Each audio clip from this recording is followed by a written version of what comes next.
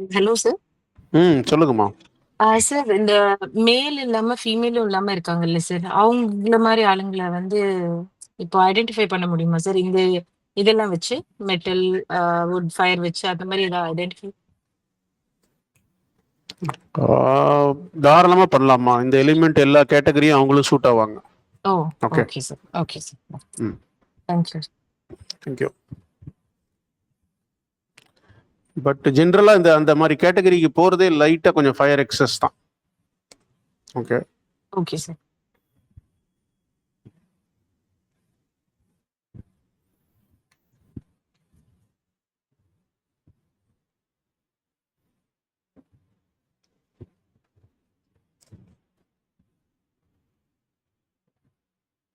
Sir இந்த ப்ரீஸ்ட்லாம் இருக்காங்க இல்லையா சார், அவங்க என்ன கேட்டகரியில் வரும்? ப்ரீஸ்ட்டு இப்போ ப்ரிடாமினன்ட் ஆஃப் த ப்ரீஸ்ட் வந்து வாட்டர் எலிமெண்ட்டோட கேட்டகரியில் தான் வருவாங்க. Okay sir, thank you. ரொம்ப டிஃபெண்ட் பண்ண மாட்டாங்க. ஓகே. ஸோ கரெக்டாக ஆர்டர் படி ஒர்க் பண்ணுவாங்க. ஒரே ஏரியாவில் பல நாள் வேலை செய்வாங்க. ஸோ அதனால் ப்ரிடாமினண்ட்டாக வாட்டர் எலிமெண்ட்டில் தான் வர்றதுக்கு வாய்ப்பு இருக்குது. மற்ற எலிமெண்ட் வந்ததுன்னா தாங்காது அந்த வேலையை, வேற வேலைக்கு போயிடும். Okay sir, thank you.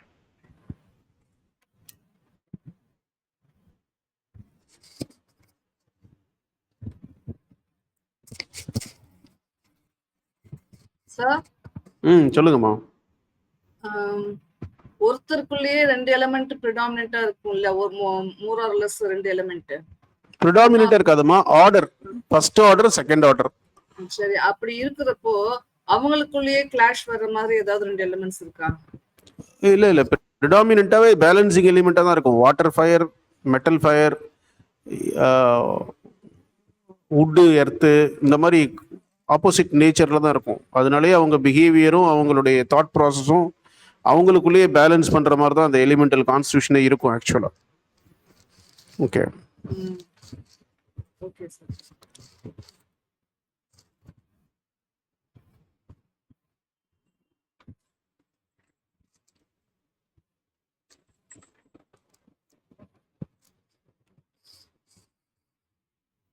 ஓகே சரி.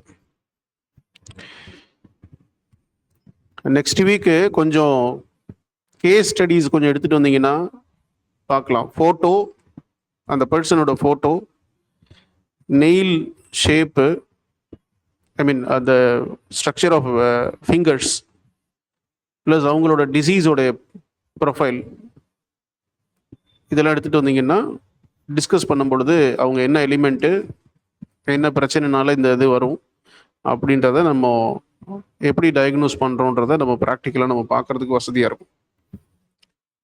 ஸோ மேபி ஆளுக்கு ஒரு கேஸ் எடுத்துகிட்டு வந்தீங்கன்னா ஒரு 10 கேஸ் நம்ம டிஸ்கஸ் பண்ணலாம்.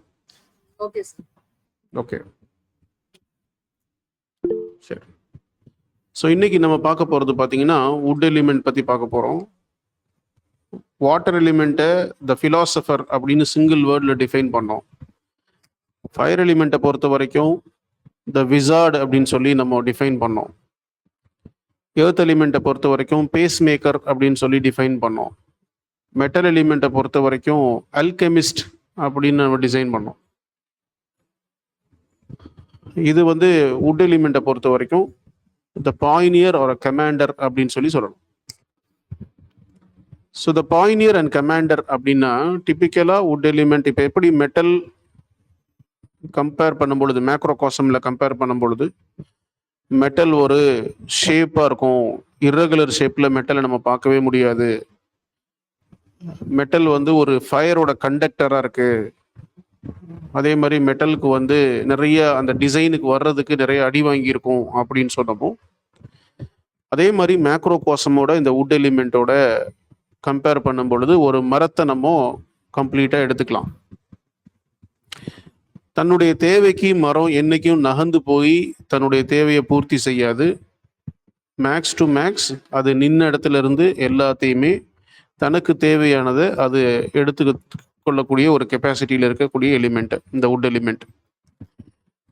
அதே மாதிரி மரம் வந்து பார்த்தீங்கன்னா மரத்தில் உள்ள எல்லா பகுதியுமே வந்து யூஸ் ஆகக்கூடிய பகுதியாக இருக்கும். மரம் காஞ்ச மரமாக இருந்துச்சுன்னா அந்த மண்ணை சுட்டு எரிச்சிரும். அதே நேரத்தில் மரம் பச்சை மரமாக நல்லா குலுங்க நல்லா பூத்து இருந்துச்சு அப்படின்னா பூச்சி இனங்கள் பட்டுப்பூச்சியிலிருந்து மற்ற வண்ணத்தி பூச்சியிலிருந்து சிட்டுக்குருவிகள்ல இருந்து மற்ற குருவிகள்ல இருந்து எல்லாமே வந்து தங்கக்கூடிய இடமா இருக்கும். அதே மாதிரி நிறைய வந்து பழங்கள் இருக்கும். அந்த பழங்கள் வந்து நிறைய விலங்குகளுக்கு யூஸ்ஃபுல் ஆகக்கூடிய ஒரு பகுதியா இருக்கும். பல மக்களுக்கு நிழலளிக்கக்கூடிய ஒரு இடமா இருக்கும். ஸோ அப்படி இந்த வுட் எலிமெண்டோட பிஹேவியர் பார்த்தோம்னா பொதுவாக யார்கிட்ட இருந்தும் எதையும் எதிர்பார்க்க மாட்டாங்க, யார்கிட்ட இருந்து வாங்குறதும் இவங்களுக்கு பிடிக்காது. ஸோ இவங்க வந்து கொடுக்கக்கூடிய தன்மையில தான் இருப்பாங்க. இரஸ்பெக்டிவ் ஆஃப் பிஸ்னஸ், அது அதிக லாபம் வருதா இல்லையா அப்படின்ற பிளானை விட அதை நான் தனித்துவமாக பண்ணுறேனா இல்லையா அப்படின்றது தான் இங்கே மெயின் இன்டென்ஷனாக இருக்கும். ஸோ தனிமைப்படுத்தப்பட்ட தனித்துவமான பிஸ்னஸில் நிறையா ஃபோக்கஸ் பண்ணுவாங்க rather than the profitable business or networking பிஸ்னஸை விட. அப்போ ஒரு டீ கடையாக இருந்தாலும் சரி, ஒரு ஆட்டோ ஓட்டினாலும் சரி, இண்டிபெண்ட்டாக இண்டிவிஜுவலாக மேனேஜ் பண்ணணும். இவங்களுக்கு அன்னெசரி டெசிஷனில் வந்து இன்ஃப்ளூயன்ஸ் ஆகிறது ரொம்ப பிடிக்காது. Decision, core decision, self decision மேக்கிங்காக இருக்கணும். அதே நேரத்தில் ஸ்ட்ராங் அண்ட் குயிக் டெசிஷன் மேக்கிங்காக இருக்கணும். வுட் எலிமெண்ட்டை பொறுத்த வரைக்கும் பிளானிங் அப்படின்றதெல்லாம் மெட்டல் நல்ல பிளானர் ஆக்சுவலாக. பட் மெட்டல் எல்லாமே வந்து மெட்டீரியலிஸ்டிக் பிளானர். ஒரு சின்ன ஒரு டேட்டா ஷீட் எடுத்து அந்த டேட்டா ஷீட்டுக்குள்ளே அவங்களுடைய டூர் பிளான் எல்லாம் பக்காவாக டிசைன் பண்ணி டைப் பண்ணி ஒரு கேலண்டர் வச்சு, மேபி அதை இப்போ இருக்கக்கூடிய ஸ்மார்ட் வாட்ச்சு, ஸ்மார்ட் மொபைலு இப்படியெல்லாம் வச்சு கம்ப்ளீட்டாக மெயின்டைன் பண்ணுறது மெட்டல் எலிமெண்ட்டு. ஸோ அதனால தான் நிறைய ஸ்மார்ட் வாட்சை விரும்பக்கூடிய மக்கள் மெட்டல் எலிமெண்ட்டாக இருப்பாங்க. ஆனால் வுட் எலிமெண்ட்டுக்கு இப்படி வந்து தன்னோட பிபி, தன்னோட மெஷர்மெண்ட் எல்லாம் பார்க்கறதெல்லாம் பிடிக்காது, அடிக்கடி பார்க்கறது பிடிக்காது. ஸோ ஜென்ரலாகவே வந்து தனக்குள்ளே எல்லாமே இன்பில்டு பிளானிங்காக இருக்கும். பெரிய லெவலில் அதை டாக்குமெண்ட் பண்ணணும் அப்படின்ற மாதிரியான ஒரு இன்டென்ஷன் இருக்காது. போகிற போக்கில் எல்லாத்தையும் வந்து முடிச்சுட்டு போகிற மாதிரியான ஒரு பிளானிங் இருக்கும். ஏன்னா பெரிய லெவலில் மரத்துக்கு வந்து பாதிப்புகள் அப்படின்றது பெருசாக இருக்காது. நெகட்டிவ் சைட் ஆஃப் லைஃப்பை பார்க்குறது மரம்ன்றது ரொம்ப கம்மி. மெட்டல் மாதிரி நிறைய அடி வாங்காது. மெட்டல் வந்து என்ன அடி வாங்கினாலும் குலுக்கி விட்டு அதை சமாளிக்கக்கூடிய சேலஞ்சிங் ஸ்கில்லு மெட்டலுக்கு ஜாஸ்தி. ஆனால் வுட்டுக்கு பை நேச்சர் சேலஞ்சிங் ஸ்கில்ஸ் எல்லாம் இல்லை. பை நேச்சர் அதுக்கு வந்து கொஞ்சம் நிறையா சப்போர்ட்டிவாக நடக்கிறதுனால அது வந்து எல்லா விஷயத்தையுமே ஒரு ஸ்பான்டேனியஸாக எந்த ஒரு ஸ்ட்ரகிள் இல்லாமல் பண்ணக்கூடிய ஒரு நேச்சரில் இருக்கும் வுட்டு. அடின்னு விழுந்துச்சுன்னா மெட்டல் தாங்குற அளவுக்கெல்லாம் வுட்டு தாங்கவே தாங்காது. Metal is very strong in terms of facing the problem. But வுட்டை பொறுத்த வரைக்கும் ப்ராப்ளம் வந்துச்சுன்னா பிரச்சனை ஆகிடும். ஸோ அதனால் தான் நினைக்கிறது நடக்கலை, தனக்கு வந்து டெசிஷன் மேக்கிங் வந்து ஸ்ட்ராங்காக இல்லை, யாராவது இன்ஃப்ளூயன்ஸ் பண்ணுறாங்க அப்படின்னா இந்த வுட் எலிமெண்ட்டோடைய எனர்ஜியில் பயங்கர லேக் இருக்கிறதுக்கு வாய்ப்பு இருக்குது. அப்படி லேக் ஆச்சு அப்படின்னா அகெயின் இந்த வுட் எலிமெண்ட் பீப்புளுக்கு ஷவுட்டிங், கோபம் அதிகமாக இருக்கும். அந்த கோபம் அதிகமாக இருக்கிறதுனால அவங்களோட டாமினன்சி அவங்களால காட்ட முடியாது, அவங்களோட ப்ரோ எஃபிஷியன்சியை காட்ட முடியாது. அதனால ஹைப்பர் டென்ஷன் ரொம்ப காமனாக வரக்கூடிய எலிமெண்ட் எது அப்படின்னா அந்த வுட் எலிமெண்ட்டு. ஜென்ரலாக வுட் எலிமெண்ட்டோட அசோசியேட்டட் டிஷ்யூஸ் நம்ம பார்க்கும் பொழுது டெண்டான்ஸ்ன்னு பார்ப்போம், தசை நார்கள்னு பார்ப்போம். அப்போது இந்த வுட் எலிமெண்ட் பீப்புளுக்கு எனர்ஜி இம்பேலன்ஸாக இருந்துச்சுன்னா டெண்டான்ஸில் வந்து வீக்னஸ் ஏற்படும். அதனால டெண்டோனைட்டிஸ் டெவலப் ஆகும். டெண்டோனைட்டிஸ் வரும்பொழுது அவங்களுக்கு வந்து பார்த்திங்கன்னா நீயோட மசில்ஸ், ஏசிஎல் டியர்லாம் வந்து ரொம்ப காமனாக நடக்கிறதுக்கு வாய்ப்பு இருக்குது. டென்னிஸ் எல்போ வர்றதுக்கெல்லாம் வாய்ப்பு நிறையா இருக்குது. ஸோ அதனால் மசில் கிராம்பிங் வந்து நிறையா நடக்கும் வுட் எலிமெண்ட்டுக்கு. அதே மாதிரி இப்போ கேள்விப்பட்டிருப்பீங்க ஓரல் போலியோ வைரஸ் எல்லாம் போட்டு கேள்விப்பட்டிருப்பீங்க. போலியோ மைலிட்டிஸ் அப்படின்ற இன்ஃபெக்ஷன்ஸ் எதை வந்து தாக்கும் அப்படின்னு பார்த்தீங்கன்னா மசிலை தான் தாக்கும். அந்த வைரஸ் வந்து எங்கே க்ரோ ஆகுன்னு பார்த்தீங்கன்னா லிவரில் தான் க்ரோ ஆகும். ஸோ அதனால ஜென்ரலாக வுட்டு கான்ஸ்டியூஷன் மக்களுக்கு இந்த ஓரல் போலியோவோட எஃபெக்ட் வர்றதுக்கு வாய்ப்பு இருக்கு. லிவர் ஹீட் அதிகமாக இருந்துச்சுன்னா சைட்டோமெகலோ வைரஸ்ன்னு சொல்லக்கூடிய சிக்கன் பாக்ஸோடைய ரேஷியோ வர்றதுக்கு வாய்ப்பு இருக்கு. அதே மாதிரி அதர் வைரல் இன்ஃபெக்ஷன்ஸ் வர்றதுக்கான சைட்டோமெகலோ வைரஸ்ன்னு சொல்லக்கூடிய வைரஸ் இன்ஃபெக்ஷன்ஸ் வர்றதுக்கெல்லாம் ஹெப்படைட்டிஸ்ன்னு சொல்லக்கூடிய இன்ஃபெக்ஷன்ஸ் எல்லாம் வர்றதுக்கு வாய்ப்பு ஜாஸ்தி பிகாஸ் ஆஃப் லிவர் ஹீட். அதே மாதிரி இந்த பர்சனாலிட்டி பார்த்தோம்னா வுட் எலிமெண்ட் பர்சனாலிட்டி ஜென்ரலாக ஒரு ப்ரைடு ஜாஸ்தி இருக்கும். ஏன்னா பெரிய இந்த சொல்லுவாங்கல்ல, நீ என்ன ஒரு பெரிய கொம்பனான்னு சொல்லுவாங்கல்ல. ஏன் கொம்பு அப்படின்னா ஆட்டுக்கும் சரி மாட்டுக்கும் சரி தலையில வந்து தன்னுடைய இனத்தை பாதுகாக்கிறதுக்கு, அதே நேரத்தில் தான் வந்து ஒரு பெரிய ஆள்னு நிரூபிக்கிறதுக்காக சிங்கத்துக்கு பிடரியில வந்து முடி, மயிலுக்கு வந்து அதோடைய மண்டையில கொண்ட, மான் ப்ளஸ் மாடு ஆடுகளுக்காக கொம்பு இருக்கும். அதே மாதிரி பெருமையில ஓவரா ரொம்ப எல்லாமே நடந்துறதுனால ஓவர் பெருமையில ஆடும் இந்த வுட் எலிமெண்ட்டு. அப்படி பெருமையில ஓவரா ஆடுறதுனால ஜென்ரலா பார்க்கின்சன்ஸ் அப்படின்னு சொல்லக்கூடிய excessive heat syndrome, pericardium heat syndrome, நம்ம பிரெயின்ல வந்து நியூக்ளியஸ் ட்ராக்டஸ் சாலிட்டோரியஸ்ன்னு சொல்லிட்டு ஒரு பிளாக் ஸ்பேஸ் ஒன்று இருக்கு. அந்த ஏரியாவில் வாட்டர் ட்ரை ஆகிடும் இந்த பெருமை ஜாஸ்தியாகி ஃபயர் ஜாஸ்தியாகிறதுனால. ஸோ அதனால பார்க்கின்சன்ஸில் ஈஸியாக அஃபெக்ட் ஆகக்கூடிய எலிமெண்ட்டு வுட் எலிமெண்ட்டாக இருக்கும். நியூரோ டீஜெனரேட்டிவ் டிசீஸ்ன்னு சொல்லக்கூடிய எல்லா நியூராலஜிக்கல் டிசீஸ், அதில் ஸ்பெஷலி டிமென்ஷியா அப்படின்னு சொல்லக்கூடிய கண்டிஷன்ஸ், ஞாபக மறதி, இதெல்லாம் அதிகமாக வர்றதுக்கு வாய்ப்பு ஜாஸ்தி இருக்குது. மரத்து போகிறது, நம்னஸ் வந்து நிறையா வர்றதுக்கான வாய்ப்பு ஜாஸ்தி. அதே நேரத்தில் இந்த வுட் எலிமெண்ட்டுக்கு பார்த்தோம்னா மெட்டபாலிக் டிசீஸ், கோவம் ஜாஸ்தி இருந்துச்சுன்னா லிவரோட இம்பேக்ட் வர்றதுனால கொலஸ்ட்ரால் லெவலும் ஜாஸ்தியாகும். அதே மாதிரி டயபெட்டிஸ் லெவலும் ஜாஸ்தியாகும்.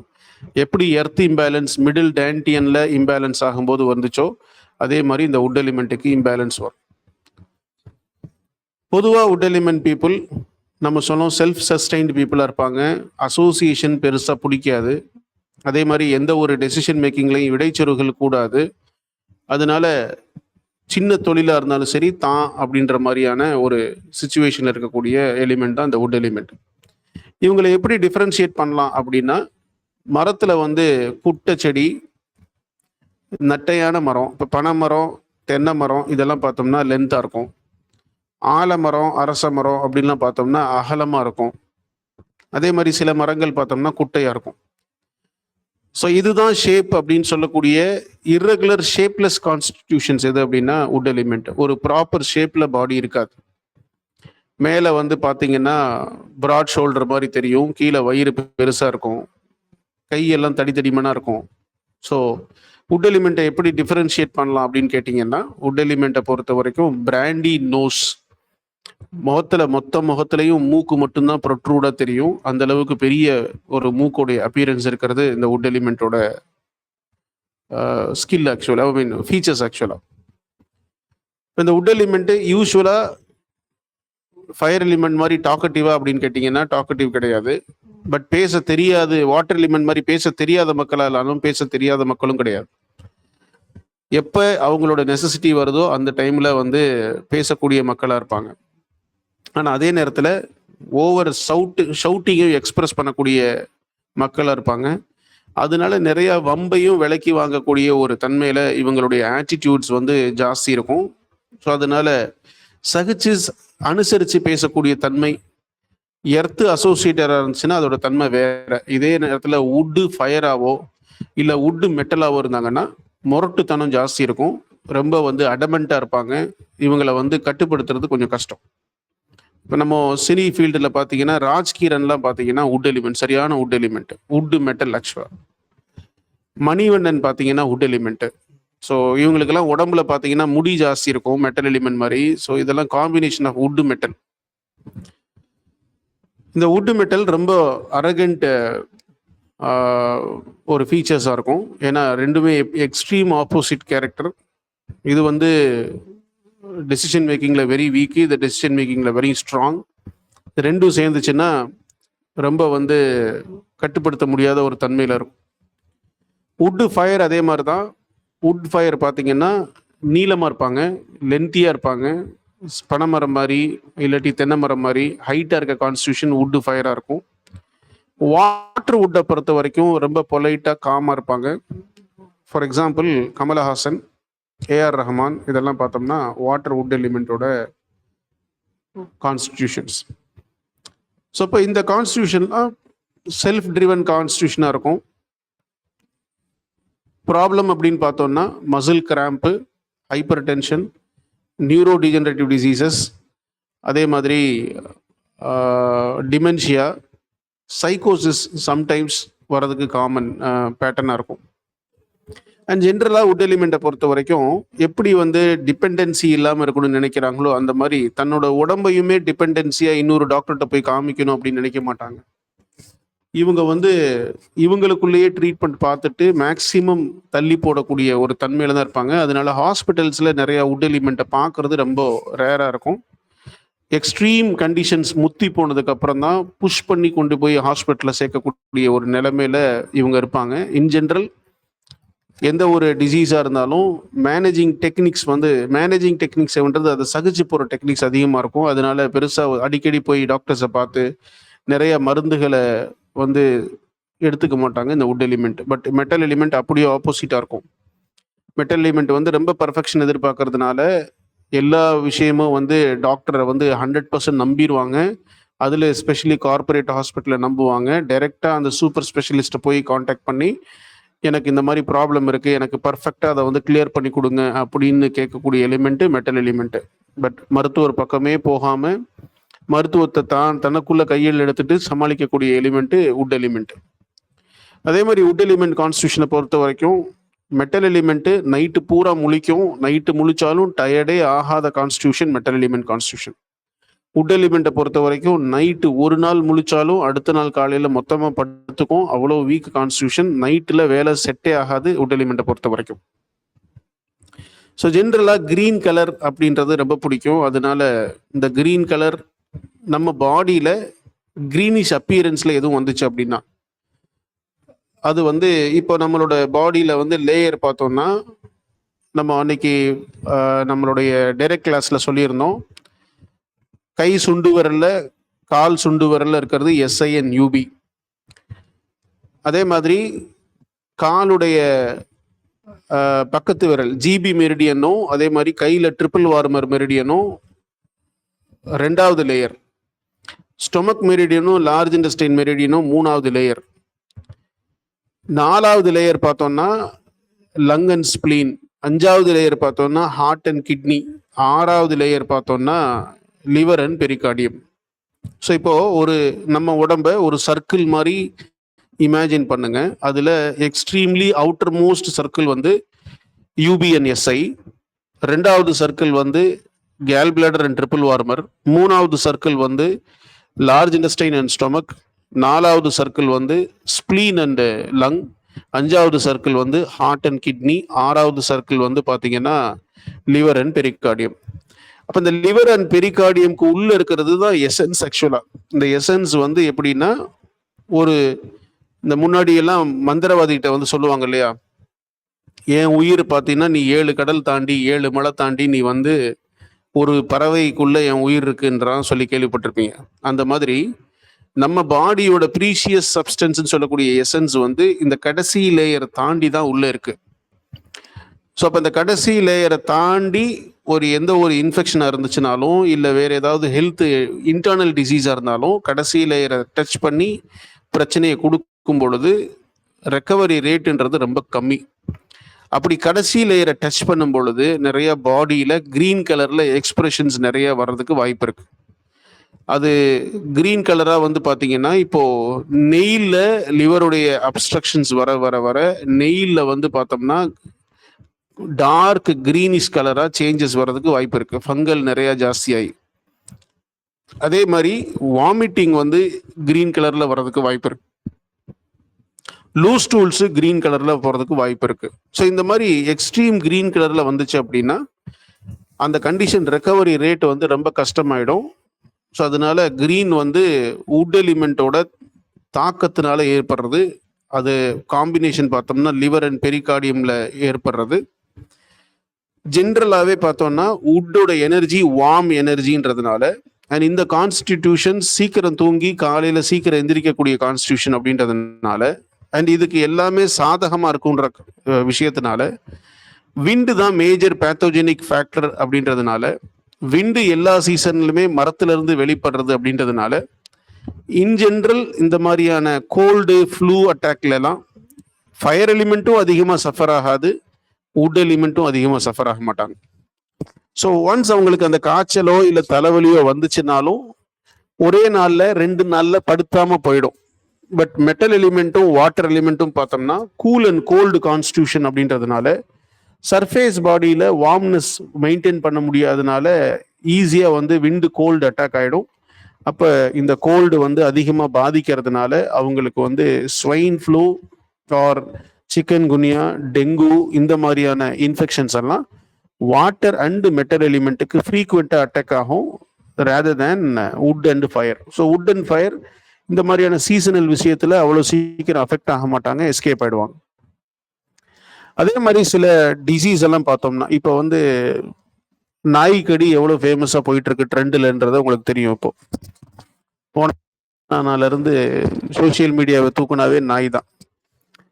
இப்போ இந்த நாய்க்கடி கடிச்சதுன்னா நாய்க்கடியில் இருக்கக்கூடிய வைரஸ்க்கு பேர் ரேபிஸ்ன்னு பேர். ஸோ ரேபிஸ் வந்து ஸ்ப்ரெட் ஆகுது. அண்ட் ரீசன்ட் ரிப்போர்ட் என்ன சொல்லுது அப்படின்னா, even in spite of putting a vaccine சில பேஷண்ட்ஸை வந்து காப்பாற்ற முடியல, ரேபிஸ் வந்து அஃபெக்ட் ஆகிடுது அப்படின்னு சொல்லி சொல்கிறாங்க. பட் ஆக்சுவல் இன்டெப்த் சயின்ஸ் பார்த்தீங்க அப்படின்னா, நம்ம பாடியில் சர்ஃபேஸ் லேயரில், அதாவது தாய்யாங் மெரிடியன் சொல்லக்கூடிய எஸ்ஐஎன் யூபி மெரிடியன் சர்ஃபேஸ் லேயரில் போகும். அந்த எஸ்ஐஎன் யூபி மெரிடியன்ல லிவரோட அவுட்புட் இப்போ பார்த்தீங்கன்னா எஸ்ஐயோட டைமிங் பார்த்தீங்கன்னா 1 to 3, யூபியோட டைமிங் பார்த்தீங்கன்னா 3 to 5. இதே நைட் டைம்ல 1 to 3 பார்த்தோம்னா லிவரு, 3 to 5 பார்த்தோம்னா லங்கு. அப்போ எஸ்ஐ அண்ட் யூபி எக்ஸ்ட்ரீம்லி வெளியில இருக்கிறது, உள்ளுக்குள்ள லங்கையும் லிவரையும் கனெக்ட் பண்ணக்கூடிய ஒரு டைம். அப்போ இவங்க எக்ஸ்ட்ரீம் ஹீட் வச்சிருந்தாங்கன்னா, லிவர் ஹீட் இருக்கும் பொழுது லங்கு வந்து போதுமான ப்ரொடெக்ஷனை தோல்ல கொடுக்க முடியாது. அப்போ அதிக கிருமிகளோட பாதிப்புல இவங்க வந்து அஃபெக்ட் ஆகிறதுக்கு வாய்ப்பு இருக்கும்.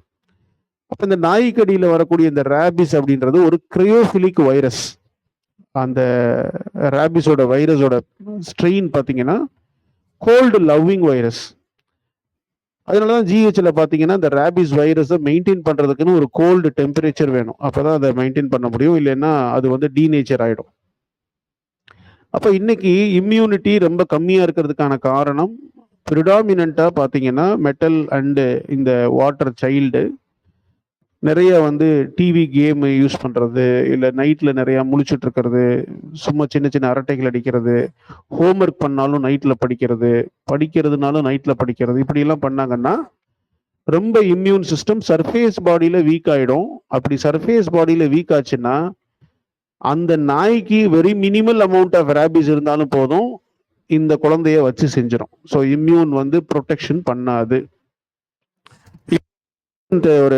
ஒரு சின்ன ஒரு ரீல்ஸ் பார்த்தோம். அதுல வந்து ஒரு பர்சன் என்ன பண்றாரு அப்படின்னா, சின்ன வயசுல இருந்து ஸ்னேக்கோட பாய்சனை, டிஃப்ரெண்ட் வெரைட்டிஸ் ஆஃப் ஸ்னேக்கோட பாய்சன் என்ன பண்ணியிருக்காரு, கொஞ்சம் கொஞ்சமா எடுத்து தன்னோட ஸ்கின்ல இன்ஜெக்ட் பண்ணி கொஞ்சம் கொஞ்சமா அதை வந்து பில்டப் பண்ணியிருக்காரு. எத்தனை வருஷமா அப்படின்னா கிட்டத்தட்ட ஒரு 10 வருஷமா.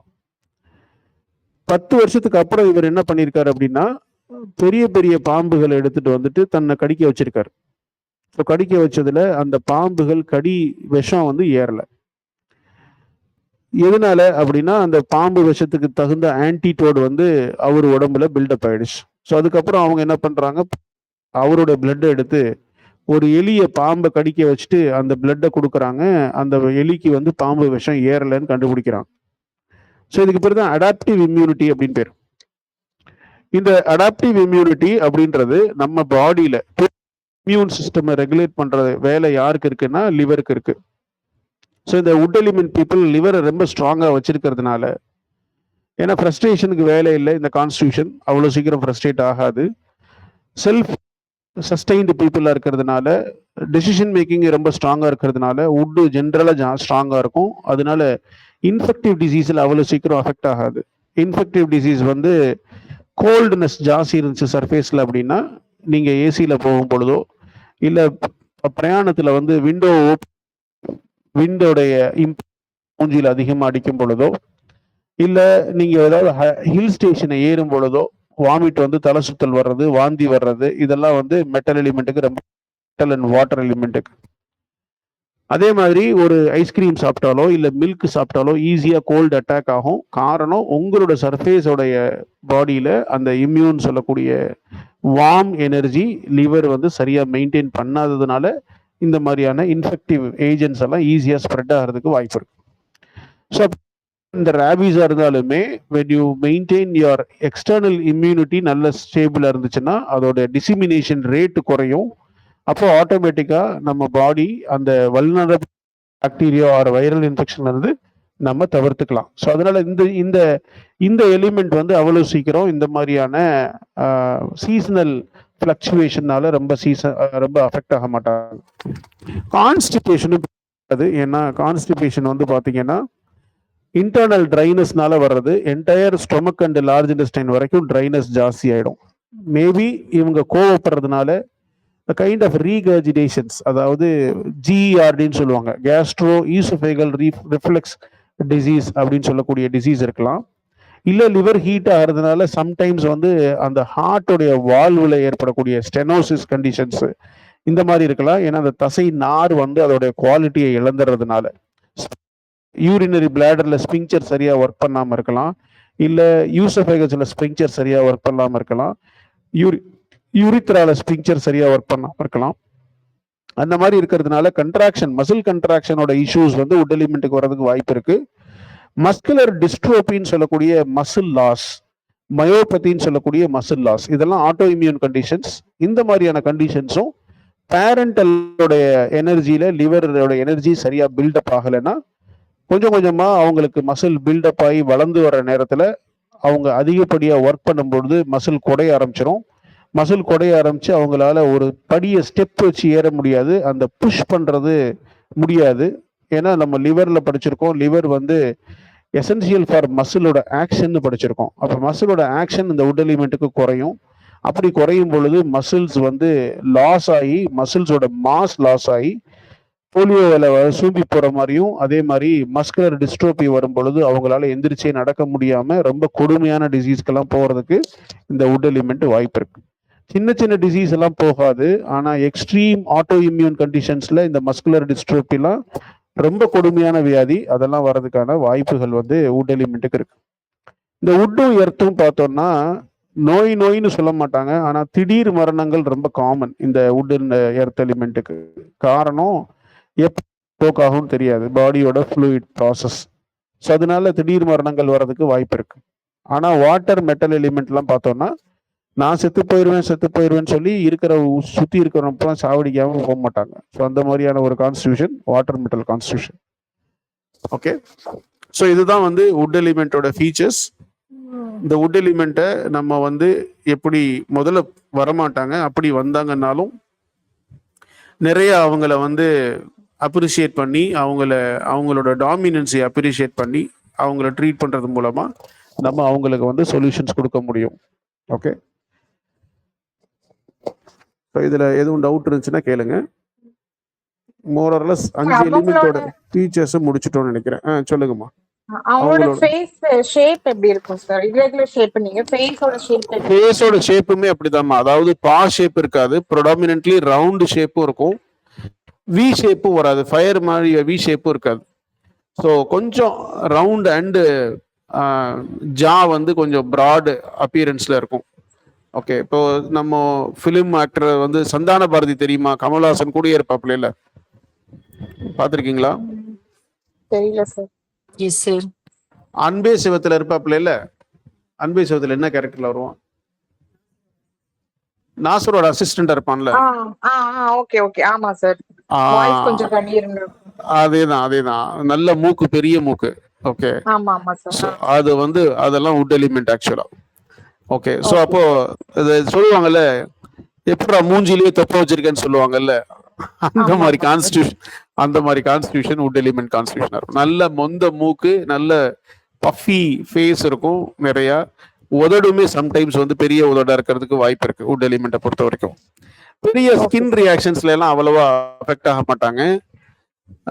சொரியாசிஸ்லாம் வந்து ரொம்ப common for metal fire, water fire and water metal கான்ஸ்டியூஷனுக்கு தான் சொரியாசிஸ் ரொம்ப காமன். இவங்களுக்கு சொரியாசிஸ்லாம் பெருசா ஸ்கின் ரியாக்ஷனோ இல்லை கான்ஸ்டிபேஷனோ, ஸ்மால் இன்டெஸ்டைனல் டிஃபெக்டோ இல்லை லார்ஜ் இன்டெஸ்டைன் டிஃபெக்டோ அவ்வளவா பார்க்க முடியாது. இவங்களுக்கு பெரிய பிரச்சனை எல்லாமே தலைக்கு மேலே தான். ஓகே, கழுத்துக்கு மேலே தான் பிரச்சனை. Okay okay, sir. அப்பர் அப்புறம் டேண்டியன் ஹீட் சிண்ட்ரோம் தான். டைரக்ஷன் சார் உங்களுக்கு வுட் எலிமெண்ட்டுக்கு என்ன வுட் டைரக்ஷன்? எலிமெண்ட் பொறுத்த வரைக்கும் ஈஸ்ட் டைரக்ஷன், மெட்டல் சார் இப்போ எலிமெண்ட்டை இந்த பொறுத்த வரைக்கும் west direction metal element. Okay sir. North வந்து வாட்டர் எலிமெண்ட். அதே மாதிரி ஃபயர் எலிமெண்ட்டுக்கு வந்து சவுத். ஸ்ப்ரிங் சீசன் வந்து associated season for would element. So ஜென்ரலாக அதான் சொல்றேனே, காலையில எல்லாமே காலை விரும்பிகள். எல்லா ஒர்க்கையும் காலையில சீக்கிரம் செஞ்சிருவாங்களே ஒழிய சாயந்தரம் ப்ரிடாமினென்ட்டா அந்த ஒர்க்கை கேரி அவுட் பண்ண மாட்டாங்க. சாயந்தரம் ஒர்க்கை ஷட் டவுன் பண்ணிடுவாங்க. ஏன்னா இந்த ஈஸ்ட் ரீஜன் அப்படின்றது ஏர்லி மார்னிங் ரீஜன், 3 o'clock இருந்து மார்னிங் 9 o'clock வரைக்கும் south east and east region. அதனால இவங்களுடைய predominant of work starts by early morning.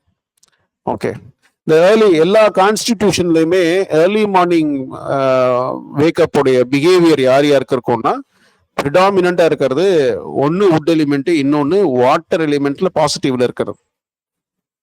So இவங்க ரெண்டு முடியாது காலையில் எந்திரிக்கிறது இல்லை. கரெக்டாக 3, 3:30 இல்லை 4 மணி மக்கள் எந்திரிச்சிருவாங்க. அதுக்கு மேலே ரொம்ப கம்மி.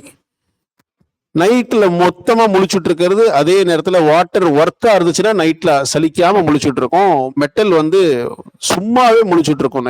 நைட்டு கொண்டாட்டமா இருக்கிறது மெட்டலுக்கு ரொம்ப பிடிக்கும்.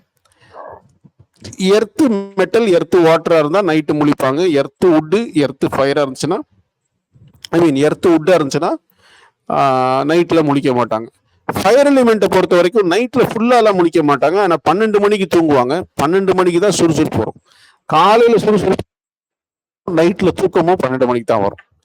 ஸோ முழு நைட்டு முழிக்காது, ஆனா பாதி நைட்டை கடத்திரும் இந்த ஃபயர் எலிமெண்ட்டை பொறுத்த வரைக்கும். ஓகே, ஸோ இது வந்து ஸ்லீப் வேக் சைக்கிளோட பிஹேவியர். ஒவ்வொரு எலிமெண்ட்டும் இந்த ஸ்லீப் வேக் சைக்கிளுக்கு தகுந்த internal dryness and other management correct ஆகும். ஸோ அதை வச்சு நம்ம டிசீஸோட டயக்னோஸ் பண்றதுக்கு நமக்கு வசதியா இருக்கும். சார் இப்போ இந்த டைரக்ஷன்ஸ் ஒவ்வொரு எலிமெண்ட்டுக்கும் வருது இல்லை சார்? எதுக்காக சார் அந்த டைரக்ஷன்ஸ் வருது? எதை மீன் பண்றோம் சார்? கரெக்டா புரியல அது.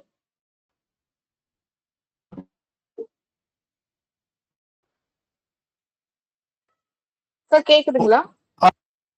ஒவ்வொரு எலிமெண்ட்டுக்கும் டைரக்ஷன்ஸ் இருக்குல்ல சார், அது எதுக்காக சார் அந்த டைரக்ஷன்ஸ்? எதை மீன் பண்ணி அந்த டைரக்ஷன்? யாராவது ஆன்சர் பண்ண விரும்புறீங்களா? யாருக்கும் ஆன்சர் தெரியுமா?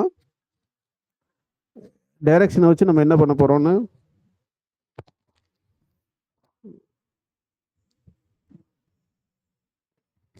சுகுமார் சார் ட்ரை பண்றீங்களா?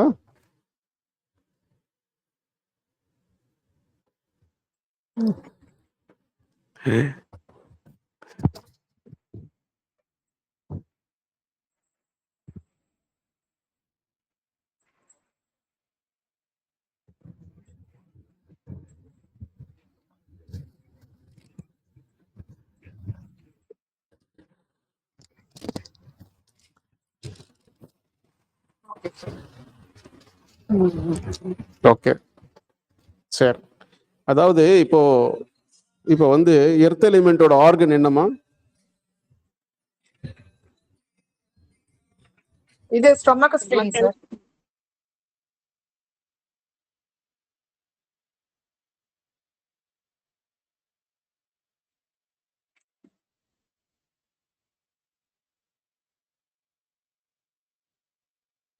கேக்குதா? கேக்குதா? இப்பதான் கேக்குது சார். எர்த் எலிமெண்டோட ஆர்கன் என்ன? Stomach and spleen. Stomach and spleen. Water எலிமெண்டோட organ? Kidney and urinary bladder. Kidney and bladder. Wood எலிமெண்டோடது gall bladder and liver. Liver. Fire எலிமெண்டோடது heart and small intestine. Heart and small intestine. Water எலிமெண்டோடது சொல்லிட்டேனா? சொல்லிட்டீங்களா? Okay, very good. சரி, இதெல்லாம் made up of what ஆக்சுவலா? இந்த இந்த இந்த ஆர்கன்ஸ் எல்லாம் மேட் அப் ஆஃப் வாட்? எதனால ஆனது இந்த ஆர்கன்ஸ் எல்லாம்?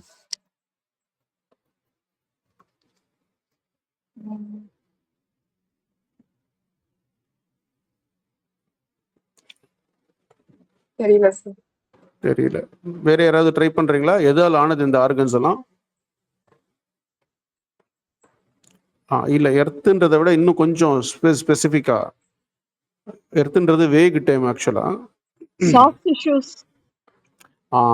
இந்த டிஷ்யூஸுக்கு தமிழ்ல என்னமா? மென் திசுக்கள். தசைகள் இல்லையா? தசைகள், மிருதுவான தசைகள்னு பேர். ஓகே, ஸ்மூத் மசில்னு பேர். இதெல்லாமே பேர் என்ன? Smooth muscles. Any organ which is not attached with phone, அதுக்கு பேரு ஸ்மூத் மசில்னு பேரு, மிருதுவான தசைகள்னு பேரு. இந்த தசைகளுடைய வளர்ச்சியும் சரி, இந்த தசைகளுடைய டெஸ்ட்ரக்ஷனும் சரி, அழிவும் சரி, திசைகளை சார்ந்தது. புரியுதா? தமிழ் புரியுதா? தசைகளுடைய வளர்ச்சியும்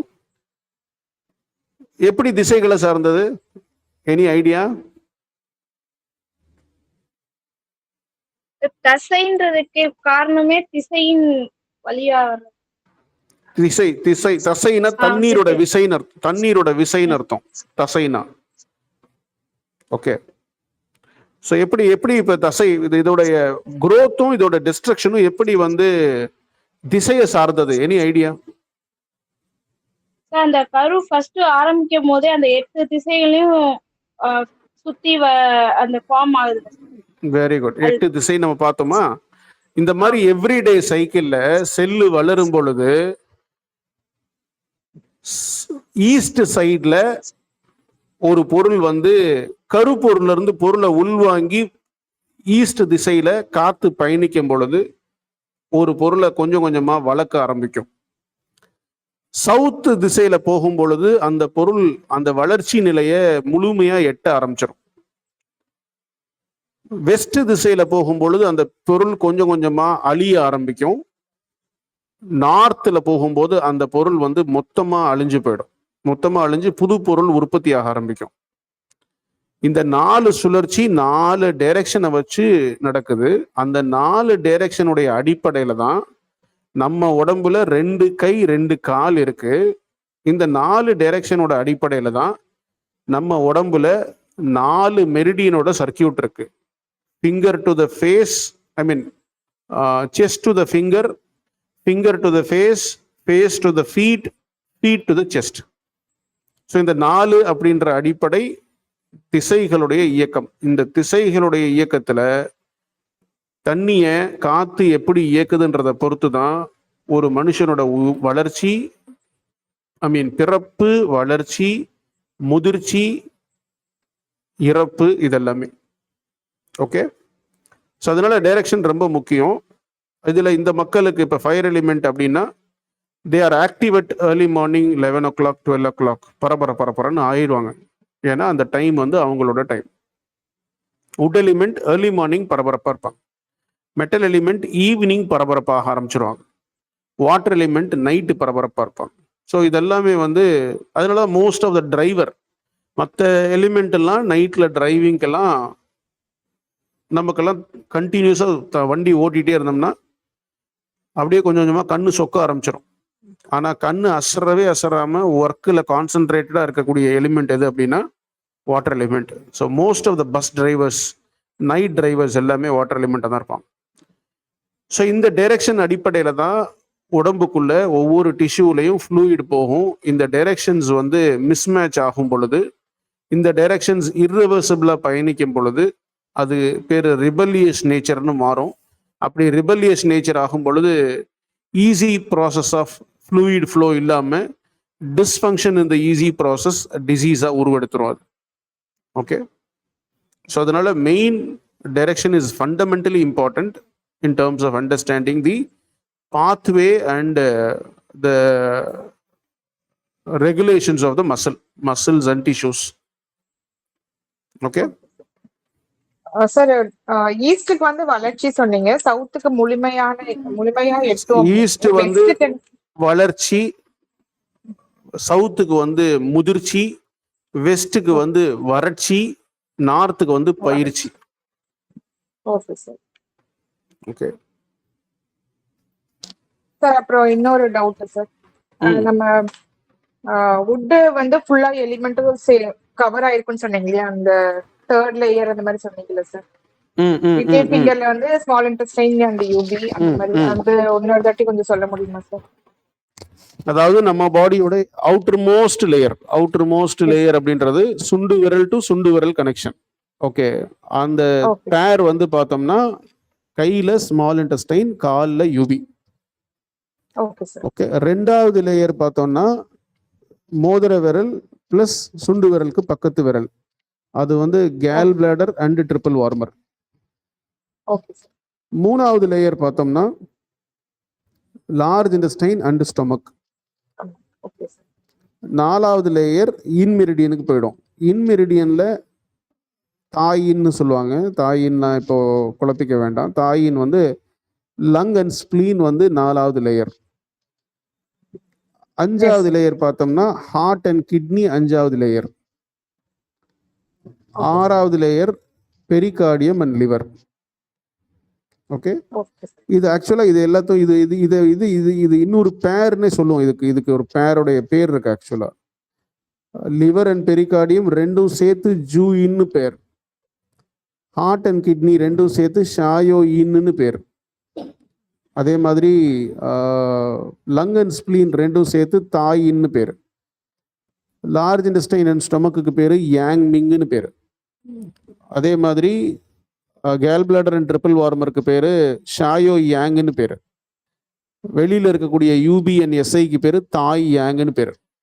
அகைன் இது வெறும் பேர் மட்டும் இல்லை, இதுக்கு வெறிய ஒரு டெப்த் டிஸ்கிரிப்ஷன் இருக்கு, ஃபங்க்ஷன்ஸ் இருக்கு. இது ஏன் தாய் யாங், அது ஏன் ஷாயோ யாங், எதனால யாங் மிங்கு அப்படின்றது நிறைய ரிலேஷன்ஷிப் இருக்கு ஆக்சுவலா. ஸோ ஒரு டிசீஸ் பெனிட்ரேட் ஆகும் பொழுது, வெளியிலிருந்து பெனிட்ரேட் ஆகும் பொழுது, பேத்தோஜெனிக் ஃபேக்டர்னால என்ட்ரி ஆகும் பொழுது இந்த லேயர்களுக்கு உள்ளதான் பெனிட்ரேட் ஆகி போகும். இந்த லேயர் வீக்காக தான் ஒவ்வொரு லேயராக மாறி போகும். அந்த லேயர் ஸ்ட்ராங்காக இருந்துச்சுன்னா ஒரு லேயர்லேருந்து இன்னொரு லேயருக்கு மாறி போகவே போகாது. Okay okay sir.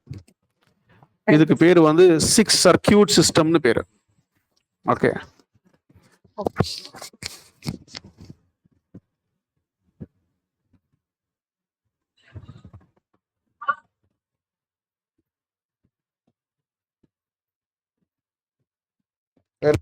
வுட் எலிமெண்ட்ல திசைகள் திரும்ப சொல்றீங்களா ப்ளீஸ்? அதாவது 2 விதமான தசைகள் இருக்கு. ஒன்று தசைகள் எலும்போட சேர்ந்தது, அதுக்கு பேரு ஸ்கெலிட்டல் மசில்னு பேரு. இன்னொன்னு மிருதுவான தசைகள் அப்படின்னு பேரு. நம்ம உடம்போட இன்டர்னல் சிஸ்டம் எல்லாமே மிருதுவான தசைகள் தான். Lung, large intestine, small intestine, UB எல்லாமே மிருதுவான தசைகள் தான். இந்த மிருதுவான தசைகள்ல நம்ம என்ன பண்றோம்னா எதெல்லாம் ஃபங்க்ஷனை வந்து கடத்துறதுக்கு, டிரான்ஸ்போர்ட்டேஷனுக்கு உதவுதோ அதெல்லாம் யாங் ஆர்கன் சொல்லி பிரிச்சிருக்கோம். எதெல்லாம் ப்ரொடக்ஷனுக்கு உதவுதோ அதெல்லாம் இன் ஆர்கன், சாலிட் ஆர்கன் பிரிச்சிருக்கோம். இந்த மிருதுவான தசைகள்ல நீர் வந்து கண்டினியூஸா சர்க்குலேட் ஆகிட்டே இருக்கணும். அந்த சர்க்குலேஷன் ஆஃப் நீர் வந்து திசைகளை சார்ந்தது. இந்த திசைகள்ல இந்த நீர் பயணிக்கும் பொழுது கிழக்குல இருந்து மேற்கு நோக்கி, அதாவது கிழக்குல இருந்து தெற்கு நோக்கி பயணிக்கும் பொழுது அந்த தசையில வளர்ச்சியை ஊக்குவிக்கும் அந்த நீர் தன்மை. அதே மாதிரி தெற்குல இருந்து மேற்கு நோக்கி போகும் பொழுது அந்த தசையோடைய அழிவு தன்மையை அதிகரிக்கும். மேற்குல இருந்து வடக்கு நோக்கி போகும் பொழுது புது மாதிரியான தசைகளை உருவாக்குறதுக்கு அந்த நீர் உதவும். ஸோ இப்படி அந்த தசைகளை 4 பக்கமும் சுழல வச்சு அந்த 4 பக்கமும் தேவைப்படக்கூடிய வளர்ச்சியை, தேவைப்படக்கூடிய முதிர்ச்சியை, தேவைப்படக்கூடிய வறட்சியை, தேவைப்படக்கூடிய பயிற்சின்னு சொல்லக்கூடிய 4 நிலைகள்ல ஒரு செல் குரோத்தை டிட்டர்மைன் பண்ணணும். அதுக்கு டைரக்ஷன் ரொம்ப முக்கியம் தசைகளுக்குள்ள. இது ஜென்ரலா செல் சைக்கிள்ல படிக்கும் பொழுது 2 ஃபேஸ்ல படிப்பாங்க. G1 and G2 cycle, S1 and S2 phase of cell சைக்கிள்னு படிப்பாங்க. G1 growing phase, அதனால அதுக்கு பேர் G1ன்னு பேரு. G2 growth மெச்சூரிட்டி ஃபேஸ், அதனால G2. S1 அப்படின்றது வறட்சியோட S1 படிப்பாங்க. S2 அப்படின்றது வறட்சியோட எண்டு ஃபேஸ். அப்ப இந்த 4 ஃபேஸ்ல எவ்ரிடே ஆஸ்பெக்ட்ஸ்ல உள்ளுக்குள்ள செல்லுலர் காம்பனண்ட் வளரணும், முதிரணும், அதுக்கப்புறம் அது அழியணும், மறுபடியும் உருவாகணும். இது நடந்துகிட்டே இருக்கும். ஓகே, இது எல்லாமே திசைகளை சார்ந்த வேலை. அதனாலதான் திசைகளை கொண்டே தசைகளுடைய இயக்கம் அப்படின்னு புரிஞ்சுக்கணும். அந்த திசைகளை இயக்கிறது தான் மெரிடியனோட வேலை.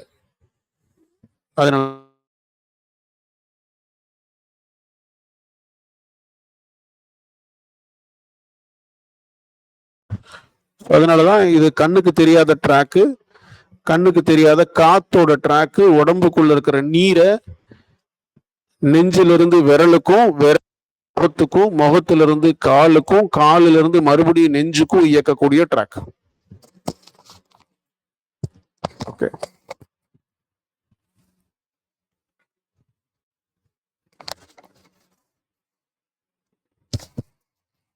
கிளியர் ஆயிடுச்சம்மா? Okay sir. Thank you. Okay, fine. Sir வுட்டுக்கு கண் ரெட்டிஷ் ஆகுறதுக்கு வாய்ப்பு அதிகமா இருக்கா சார்? கோவம் யாரு விட்டாலும் ரெட்டிஷ் ஆயிடுமா? இதுல வுட்டுக்கு கொஞ்சம் அதிகமாவே இருக்கும். Okay, okay sir. கண் அதே மாதிரி சார்ந்த ஏதாவது பிரச்சனை. அடிக்டா இருப்பாங்களா? அடிக்ஷன் பாத்தீங்கன்னா பெரும்பாலும் ஆல்கஹால் அடிக்ட், வாட்டர் எலிமெண்டா இருப்பாங்க. அதர் போத வஸ்துக்கு, சிகரெட்டுக்கெல்லாம் அடிக்ட் ஃபயர் எலிமெண்டா இருப்பாங்க. வுட் எலிமெண்ட்டை பொறுத்த வரைக்கும் செக்ஷுவல் அடிக்டா இருப்பாங்க. Okay sir, thank you sir.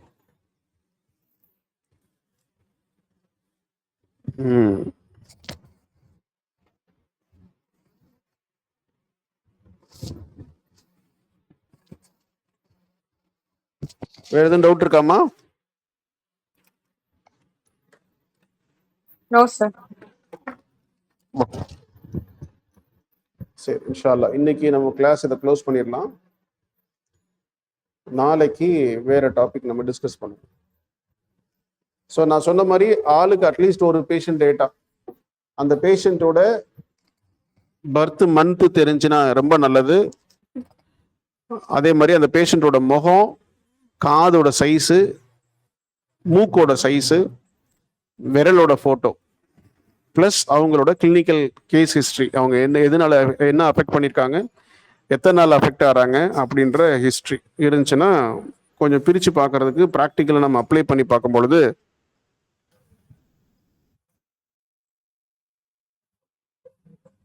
Okay sir.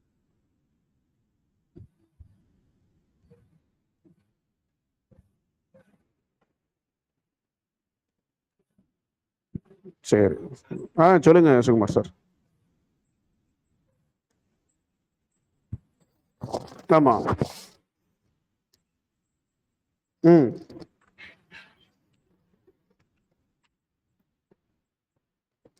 இல்ல, அதாவது எப்படின்னா, இப்ப நான் சொன்ன 4 சீசன் அடிப்படையில இந்த 4 சீசன் ஜென்ரலா 4 முன்னாங்கு அடி 3 மாசம் ஒரு கான்ஸ்டிடியூவன்ட். அது 4x3 12 மாசத்துல அந்த கான்ஸ்டிடியூஷன் பிரிக்கும். இதுல எர்த் ஃபிட் ஆகாது ஆக்சுவலா. ஏன்னா earth is associated to every direction அப்படின்றதுனால எர்த் ஃபிட் ஆகாது. அதனால நம்ம என்ன பண்ணுவோம்னா, ஜனவரி, பிப்ரவரி, மார்ச் இது would element, April, May, June fire element, July, August, September metal element, October, November, December water element பிரிப்போம். ஓகே, இது ஒரு கால்குலேஷன். இது இல்லாம 6 × 2 12. ஓகே, 6 எலிமெண்டோட நேச்சரை பிரிப்போம். சரி, எப்படி 6 எலிமெண்ட் அப்படின்னா, ஒரு விஷயம் வளர ஆரம்பிக்கிறது எப்ப இருந்துன்னா பனிக்காலம் முடிஞ்சுதான் வளர ஆரம்பிக்கும். அப்ப பனிக்காலம் முடிகிற நேரத்துல டிசம்பர் மாசம்ன்றது கேல் பிளாடரோட மாசம், ஜனவரி மாசம்ன்றது லிவரோட மாசம், பிப்ரவரி மாசம்ன்றது லங்கோட மாசம், மார்ச்ன்றது லார்ஜ் இன்டெஸ்டைனோட மாசம். ஓகே, அதே மாதிரி அப்படியே ஆர்டரா வரும் உங்களுக்கு. மார்ச் ஏப்ரல் வந்து ஸ்டொமக்கோட மாசம், மே வந்து ஸ்பிளீனோட மாசம், ஜூன் வந்து ஹார்ட்டோட மாசம், ஃபயரோட மாசம், ஜூலை வந்து எஸ்ஐயோட மாசம், ஜூன் ஜூலை ஆகஸ்ட் வந்து பாத்தீங்கன்னா யூபியோட மாசம், செப்டம்பர் வந்து கிட்னியோட மாசம், அக்டோபர் வந்து பாத்தீங்கன்னா ட்ரிபிள் வார் இது பெரிகார்டியமோட மாசம், அக்டோபர் நவம்பர் வந்து பாத்தீங்கன்னா ட்ரிபிள் வார்மரோட மாசம். இப்போ நம்ம சொல்றோம் இல்லையா, எர்த் மெட்டல், அதே மாதிரி வாட்டர் மெட்டல், ஃபயர் மெட்டல்னு சொல்றோம் இல்லையா, அது எப்படி நம்ம கால்குலேட் பண்ணலாம்னா, இப்போ அவங்களோட இப்போ ஜென்ரலா மார்ச்னா ஃபயர் கேட்டகரி மார்ச். ஆனா ஃபயரு இந்த மார்ச் இதுல எங்க வரும்னு பாத்தீங்கன்னா, இதுல வந்து லார்ஜ் இன்டெஸ்டைன்ல வரும். அப்படி லார்ஜ் இன்டெஸ்டைன்ல வரும் பொழுது ஃபயர் மந்த் ஃபயர் பிஹேவியர் இருக்கும். ஆனா செகண்டரி எலிமெண்ட் கேரக்டர் பார்த்தோம்னா மெட்டல் எலிமெண்டா இருப்பாங்க. ஓகே, ஸோ அதனால அந்த டிஃபரன்சியேஷனை பிரித்து பார்க்கறதுக்கு இந்த கால்குலேஷன் கொஞ்சம் உதவும். ஸோ இந்த கால்குலேஷன் வந்து 6 எலிமெண்ட்னா 5 எலிமெண்ட் தான். ஆனால் ஃபயர்ல 2 எலிமெண்ட் இல்லை, mini fire and major fire. அதனால 6 எலிமெண்ட் 12 மாசத்தை நம்ம அந்த 6 எலிமெண்ட்டுக்குள்ள அடக்கிடுவோம். இன்னொரு கால்குலேஷன் வந்து 3 × 4 12ன்றத ஒரு எலிமெண்டோட மந்த் சீசனல் விண்டோட ஃப்ளோ வந்து பார்த்தோம்னா 90 நாள். அந்த 90 நாள் கணக்குல 4 எலிமெண்ட்டையும் பிரிச்சு வச்சிருவோம். ஓகே, இந்த 2 கால்குலேஷனை வச்சு நம்ம அசஸ் பண்ணணும் ஒரு பர்சனோட கான்ஸ்டிடியூஷன்ஸ் என்ன பேஸ்ல இருக்கிறதுக்கு வாய்ப்பு இருக்கு அப்படின்னு சொல்லி. Okay,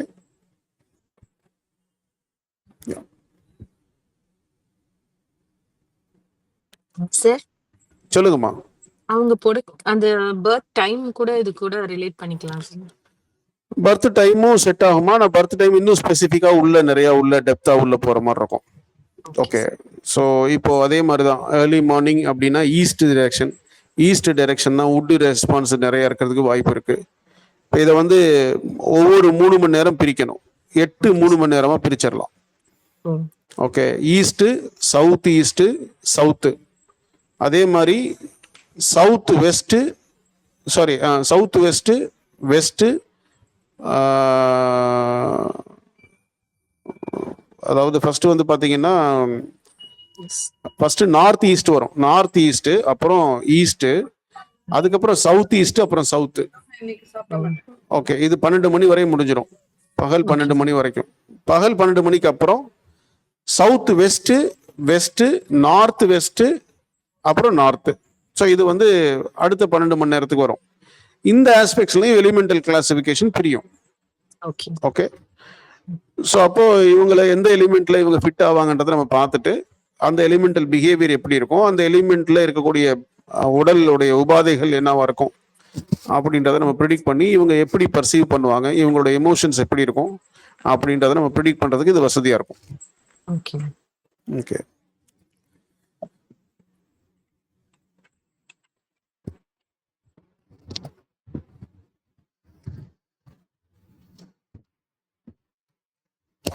okay doctor. ஸோ நம்ம கிளாஸ் இதோட க்ளோஸ் பண்ணிக்கலாம். மறுபடியும் நாளைக்கு சந்திக்கலாம். Have a great night. Good night. Bye. Thank you. Thank you sir. Thank you. Thank you sir. Thank you, sir.